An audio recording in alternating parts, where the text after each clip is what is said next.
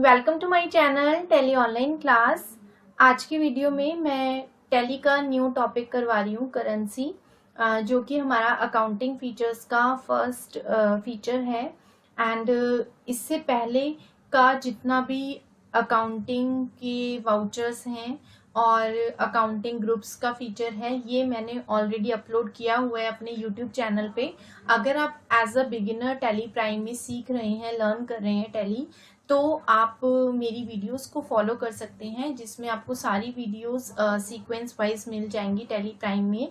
And मैंने सारी videos की डिस्क्रिप्शन में लिंक डाल दिया है, तो आप लिंक के थ्रू भी वीडियोस पे जा सकते हैं। एंड सीक्वेंस वाइज अगर आप वीडियोस देखेंगे तो कंप्लीट टैली जो है वो आप सीख पाएंगे मेरे चैनल के थ्रू। बट जो यूट्यूब पे हम वीडियोस अपलोड करते हैं, ये वीडियोस कॉमन वीडियोस होती हैं, सबके पॉइंट ऑफ व्यू से होती हैं। अगर आप पर्सनली ऑनलाइन क्लासेस लेना चाहते हैं या फिर अपने बिजनेस के अकॉर्डिंग आप स्पेशली सीखना चाहते हैं अपनी बिजनेस की रिक्वायरमेंट के अकॉर्डिंग, तो उसके लिए आप हमारी ऑनलाइन क्लासेस ज्वाइन कर सकते हैं। या फिर अगर आपको वीडियो क्लासेस चाहिए तो वीडियो क्लासेस भी आप ले सकते हैं। आरजे लर्निंग ऐप है, आप एंड्रॉयड फ़ोन में प्ले स्टोर से डाउनलोड कर सकते हैं। एंड वहाँ पर आपको हमारी सारी वीडियो पैकेजेस मिल जाएंगे। एंड वहाँ पर आप वीडियोस भी देख सकते हैं, वहाँ से आप एक्सेस भी ले सकते हैं वीडियोस का। तो चलिए हम स्टार्ट करते हैं यहाँ पर करेंसी का फीचर। करेंसी के लिए हमें सबसे पहले फीचर को इनेबल करना पड़ता था ERP 9 में, बट टैली प्राइम में करेंसी को इनेबल करने की ज़रूरत नहीं है, डिफ़ॉल्ट है। मतलब ERP 9 से तो प्राइम बहुत ज़्यादा इजी हो गया है, और टैली प्राइम में तो बहुत सारे फीचर्स ऐसे हो गए हैं जो आपको कोई इनेबल भी नहीं करने, वो डिफ़ॉल्ट ही हो गए हैं। ओके, तो जैसे यहाँ पे हम कंपनी पे जाते हैं, F11 में फीचर्स पे आती हूँ। एंड यहाँ पर देखो, अकाउंटिंग से रिलेटेड सिर्फ आपको यहाँ पे जो शो कर रहे हैं वो 4 फीचर्स ही कर रहे हैं, और वो भी उसमें से तो एक मेंटेन अकाउंट्स ही है। मेंटेन अकाउंट्स तो आपका हमेशा इनेबल रहेगा, क्योंकि आप कंपनी में अकाउंट्स तो मेंटेन करते ही हो, तो ये फीचर तो आपका इनेबल रहता ही है। बाकी आपके सिर्फ 3 ही फीचर्स हैं जो यहाँ पे आपको इनेबल करने की जरूरत है, बाकी सारे फीचर्स डिफॉल्ट ही हैं। ओके, तो हम क्या करेंगे, सबसे पहले करेंसी का मीनिंग जानेंगे कि करेंसी होता क्या है, और करेंसी हमारी कंपनी में मतलब क्यों यूज होता है, हम करेंसी के फीचर का यूज किस केस में करते हैं। ओके, करेंसी हम यूज करते हैं अगर हम अदर कंट्री के साथ कुछ डील करते हैं, और अदर कंट्री से डील करने पे हमें पेमेंट रिसीव होती है, और वो जो पेमेंट है वो हमें कन्वर्ट होके मिलती है रुपीज में। अगर आप इंडिया में रिसीव करते हैं पेमेंट तो आपको रुपीस में कन्वर्ट होके मिलती है। तो क्या होता है कि करेंसीज के जो रेट होते हैं, सेलिंग प्राइस जो होते हैं, वो चेंज होते रहते हैं, अप डाउन होते रहते हैं। तो हमें क्या करना होता है कि जो भी हमारा करेंसी का रेट अप डाउन होने की वजह से हमें लॉस या प्रॉफिट होता है, जिसको हम बोलते हैं फॉरेक्स गेन एंड लॉस, जो हमारा ये प्रॉफिट एंड लॉस होता है, इसको हमें एडजस्ट करना पड़ता है। अपनी फाइनेंशियल स्टेटमेंट में हमें दिखाना पड़ता है कि हमें ये लॉस हुआ है तो क्यों हुआ है, हमें ये प्रॉफिट हुआ है तो क्यों हुआ है। तो इसलिए हमें अपने प्रॉफिट एंड लॉस अकाउंट में उसको मेंशन करवाना पड़ता है थ्रू एडजस्टमेंट। तो हमें उसके लिए एडजस्टमेंट्स करनी पड़ती हैं। तो इसका पूरा जो प्रोसेस होता है थोड़ा सा लेंथी है, बट अगर आप स्टेप बाय स्टेप देखेंगे तो आप बहुत अच्छे से समझ पाएंगे। ओके, तो चलिए, हमने मीनिंग जान लिया, करेंसी का यूज करना क्यों है, फॉरेक्स गेन एंड लॉस को एडजस्ट करने के लिए। अब हम टैली में स्टार्ट करते हैं इसको। तो सबसे पहले तो आप आ जाइए मास्टर्स में, क्रिएट कीजिए करेंसी। सबसे पहले मुझे करेंसी बनानी है, तो यहाँ पर करेंसी ऑलरेडी आ रहा है। करेंसी के ऊपर मैंने एंटर करा, मेरे पास आ रहा है currency rupees exist by default for the company. मेरे पास रुपीज की करेंसी ऑलरेडी बनी हुई है। Do you want to alter currency और क्रिएट अ न्यू करेंसी? तो मैंने कहा यस, मेरे को न्यू करेंसी क्रिएट करनी है। तो मैं यहाँ पे करेंसी ले रही हूँ डॉलर। जरूरी नहीं है कि आपको हमेशा डॉलर लेना है, मेरे पास कीबोर्ड में डॉलर का साइन था इसलिए मैंने डॉलर डाल दिया, बट ऐसा कुछ नहीं है। आपके पास अगर कीबोर्ड में कोई सिंबल नहीं भी है तो भी आप सिंबल खुद से भी बना सकते हो। सपोज मेरे को यूरो बनाना है और मैंने कहा कि यूरो का सिंबल मेरे सिस्टम में नहीं है, तो मैं EU करके यूरो का सिंबल खुद बना लूंगी। आप बस फॉर्मल नेम में पूरा नाम लिख देना कि आपके सिंबल का मतलब क्या है, EU जो आपने लिखा है इसका मीनिंग क्या है। ओके, तो अभी के लिए तो हम डॉलर ही ले लेते हैं, और यहाँ पर भी मैंने डॉलर ले लिया। ओके, तो डॉलर ले लिया हमने, बाकी सारा कुछ एज इट इज ही रखना है। एंड इसके बाद हम इसको कर देते हैं एक्सेप्ट। ओके, एक्सेप्ट करने के बाद अब हमें क्या करना है, हमें एक मास्टर क्रिएट करना है, उस पार्टी का मास्टर क्रिएट करेंगे जिसको हम गुड्स एक्सपोर्ट करेंगे। तो मैंने यहाँ पे ले लिया है, मैंने दीपक एंड कंपनी एक बना ली पार्टी, इसको मैं ले लेती हूँ अंडर सन्ड्री डेटर्स। एंड यहाँ पे आता है currency of ledger. Currency of ledger में आपने क्या करना है, यहाँ पे करेंसी जरूर चेंज करनी है आपको, यहाँ पे रुपीस नहीं रखना, डॉलर्स रखना है, क्योंकि दीपक जो है वो आपको पेमेंट डॉलर्स में करेगा, रुपीस में नहीं करेगा। एंड अगर लेजर क्रिएशन करते टाइम आपके पास ये ऑप्शन नहीं आ रहा होता करेंसी ऑफ लेजर, तो आपको F12 प्रेस करना है। एंड F12 प्रेस करके आपके पास यहाँ पे एक ऑप्शन होता है use currency for bank cash ledgers, ये यहाँ पे यस है ना, इसको यस रखना है। अगर ये यस होगा तो आपसे पूछेगा ऑप्शन। अब मैं यहाँ पे ले लेती हूँ डॉलर्स। ओके, एंड उसके बाद मुझे और कुछ भी करने की जरूरत नहीं है, सिर्फ मैं यहाँ पे कंट्री जरूर चेंज कर दूंगी, मेरे को कंट्री यहाँ पे चेंज करनी है। तो मैंने यहाँ पे यूएसए ले लिया है, क्योंकि यूएसए में डॉलर्स चलता है। तो यहाँ पे हम स्टेट भी ले लेते हैं, मैंने यहाँ पे कैलिफोर्निया ले लिया यूएसए में। और बाकी मैं अभी कुछ भी और यूज़ नहीं कर रही हूँ, सिर्फ आपको करेंसी का यूज़ करना बता रही हूँ। तो इसको मैंने एक्सेप्ट कर लिया। ओके, अब हम क्या करते हैं, हम दीपक को कुछ भी गुड्स को सेल करते हैं, F8 सेल्स में एंट्री करते हैं। एंड यहाँ पे अभी मेरा जो वाउचर है सेल्स का वो अकाउंटिंग इनवॉइस में है, मैं इसको आइटम इनवॉइस में लेकर आ रही हूँ। एंड पार्टी अकाउंट नेम में मैं अभी कोई भी मंथ में मतलब एंट्री कर देती हूँ, कोई भी डेट पे एंट्री कर लेती हूँ। जैसे मेरे पास 3 नवंबर आ रहा है तो मैं इसी डेट को एंट्री कर लेती हूँ। यहाँ पे मेरे पास है दीपक एंड कंपनी, मैंने दीपक एंड कंपनी ले लिया। एंड उसके बाद यहाँ पे सेल्स लेजर में मैंने सेल लिया है। नेम ऑफ आइटम, आप जो भी आइटम्स परचेज करना चाहते हैं आप यहाँ पे परचेज कर सकते हैं। तो जैसे मैंने यहाँ पे ले लिया, कोई भी आइटम आप ले सकते हैं। मोबाइल सपोज मैंने सेल कर लिया, और मैंने कहा कि जो मेरा एक मोबाइल है, मैंने क्वांटिटी मतलब यहाँ पे 2 मोबाइल्स मैंने सेल किए, ठीक है, जितना मर्जी ले लो आप, 2 मोबाइल सेल किया। और मैंने कहा एक मोबाइल का जो प्राइस है वो है $100, ठीक है। मैंने यहाँ पे ले लिया $100 लिया मैंने 1 मोबाइल का प्राइस। तो मैंने 100 के आगे डॉलर का साइन जरूर डालना है। जैसे आप 100 के आगे डॉलर का साइन डालेंगे, एंटर करेंगे, यहाँ पे आपसे पूछता है rate in forex and rate of exchange.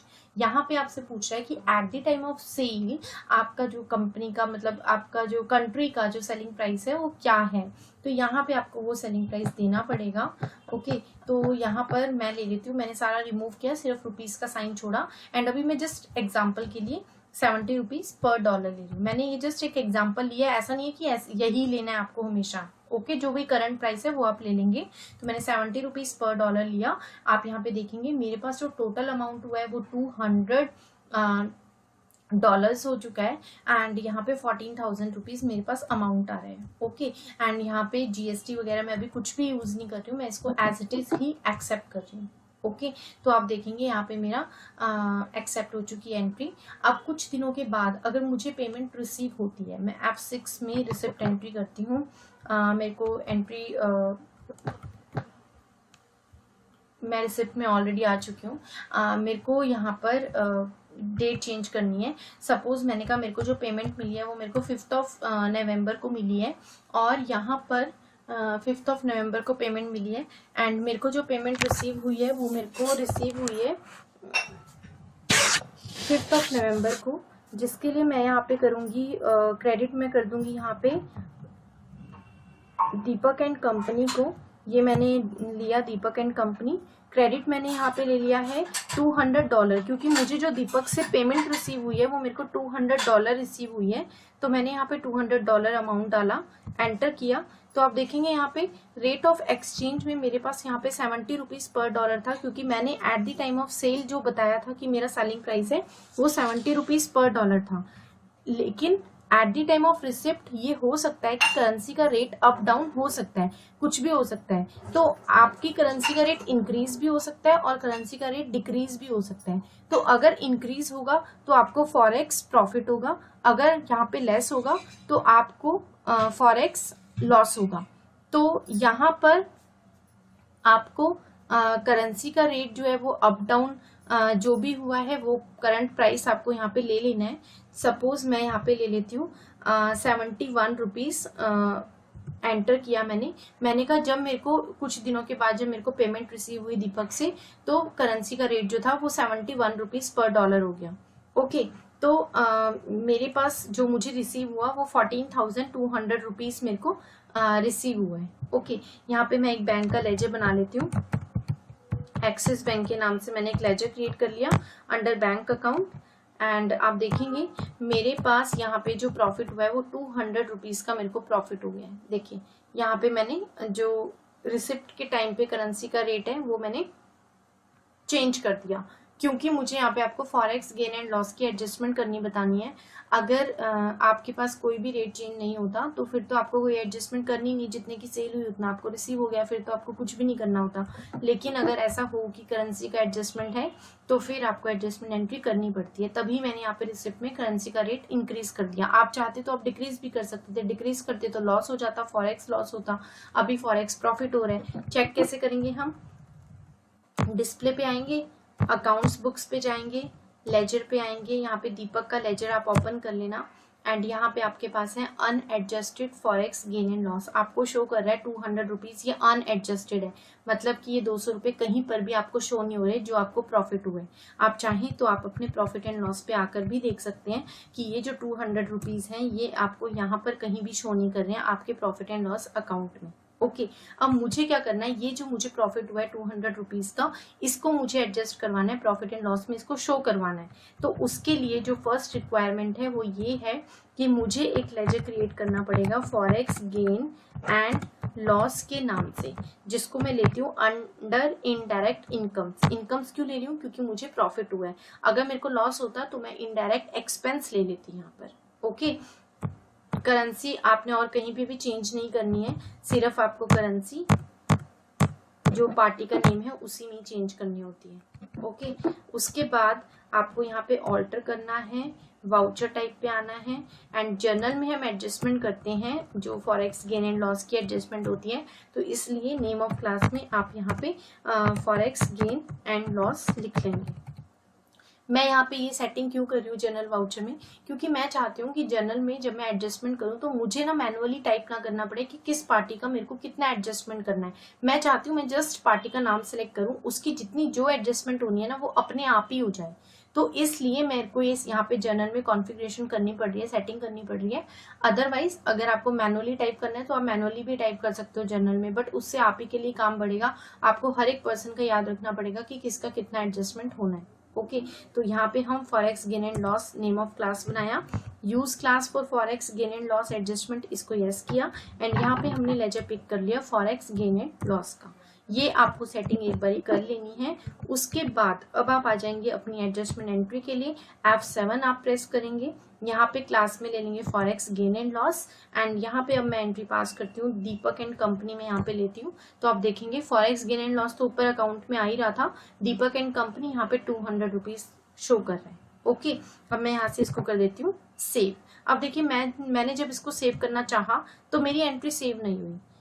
ठीक है, मेरी एंट्री में क्या दिखा रहा है कि voucher totals do not match 400 rupees difference, ऐसे करके शो कर रहा है। तो ये हमेशा आपको जब भी ऐसा एरर दिखाएगा तो आपने इसको ठीक कैसे करना है? 400 रुपीज वो आपको दिखा रहा है, क्यों? क्योंकि मैं भी 200 कर रही हूँ तो वो डबल बताएगा। हो सकता है अगर मैं 8000 करती है मेरे को 16,000 दिखाता, अब 9,000 कर दी 18,000 दिखाता है। ये हमेशा मल्टीपल करके ही दिखाता है, आपको डबल ही दिखाता है। तो आपने इसको कैसे करना है? अगर ये एरर आता है तो हमेशा ये एरर नहीं आता है, जरूरी नहीं है कि ये एरर हमेशा आएगा। आज अभी मेरे पास आ गया तो मैंने आपको इसका सॉल्यूशन बता दिया, बट हो सकता है जब आप प्रैक्टिस करो तो ये एरर आपके पास आए ही ना। ओके, तो यहाँ पे मैंने 400 लिया। आपने क्या करना है, जितना वो कह रहा है आप उतना लिख के इसको एक बार एक्सेप्ट करना, पेज अप करके एंट्री दोबारा से ओपन करना, एंड यहाँ पे 200 फिर से लिख देना, एंड कंट्रोल ए करके सेव कर लेना। That's it. अब आप यहाँ पे प्रॉफिट एंड लॉस पे आना, डिटेल के लिए ऑल्ट F1 करना, एंड यहाँ पर आप देख सकते हो फॉरेक्स गेन एंड लॉस आपको प्रॉफिट साइड शो कर रहा है क्योंकि आपकी इनकम थी, तो 200 रुपीज यहाँ पर शो कर रहे हैं। ओके, तो करेंसी का ये फीचर होता है जिसको हम फॉरेक्स गेन एंड लॉस की एडजस्टमेंट करने के लिए यूज करते हैं। अगर हमारा लॉस होता तो ये हमें प्रॉफिट एंड लॉस में एक्सपेंसेस साइड शो करता, हम फॉरेक्स गेन एंड लॉस का जो लेजर बनाते वो इनडायरेक्ट एक्सपेंस में बना लेते। ओके, तो ऐसे करके आपको करेंसी के फीचर का यूज करना होता है। इससे पीछे की सारी जितनी भी वीडियोस हैं वो सब मैंने अपने चैनल में डिस्क्रिप्शन पे डाल दिए हैं, लिंक्स डाल दिए हैं, तो आप वहाँ से प्रीवियस वीडियोस को देख सकते हैं। एंड इस वीडियो को भी आप कंप्लीट देखिए एंड सीखिए। कोई भी डाउट होता है तो आप कमेंट्स में पूछ सकते हैं। Thank you so much for watching this video.